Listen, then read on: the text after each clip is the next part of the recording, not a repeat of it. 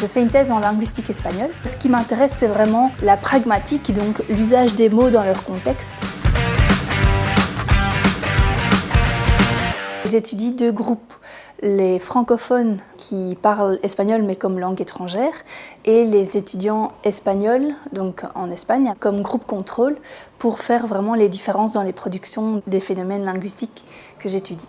Je me centre sur les requêtes, donc tout ce qui est demander un service à quelqu'un et dans un contexte académique, donc entre un étudiant et un professeur. J'aurais pu étudier d'autres phénomènes linguistiques, mais les requêtes ont la particularité que c'est un acte qui est produit très fréquemment. Est-ce que tu peux ouvrir une fenêtre? Est-ce que je peux avoir un mouchoir? Moi, ce qui m'intéresse, c'est vraiment la pragmatique, donc l'usage des mots dans leur contexte. Est-ce que dans un même contexte, les étudiants francophones en espagnol et les étudiants espagnols vont produire le même type de requête? Par exemple, on sait qu'en Espagne, les étudiants tutoient facilement les professeurs d'UNIF sans pour autant manquer de respect ou quoi, mais c'est quelque chose ancré dans leur coutume qui est très différent d'ici en Belgique où on ne tutoie pas les profs. Et donc, c'est intéressant de voir, est-ce qu'un étudiant francophone va tutoyer parce qu'il sait que ça se fait en Espagne, ou est-ce que justement il va éviter de le faire parce que c'est trop éloigné de ses propres coutumes? Avec les résultats obtenus, je souhaite contribuer à améliorer l'enseignement et l'apprentissage de l'espagnol,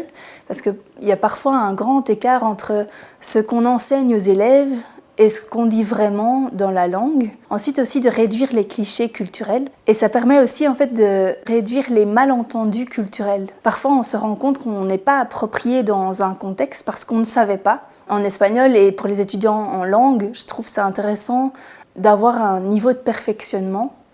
Et ça peut passer par une thèse en espagnol pour essayer d'améliorer ce domaine-là aussi. Je ne me destinais pas spécialement à faire un doctorat. À la base, j'avais fait un master en didactique pour avoir l'agrégation et enseigner ensuite. Et puis, j'ai accepté le poste d'assistante.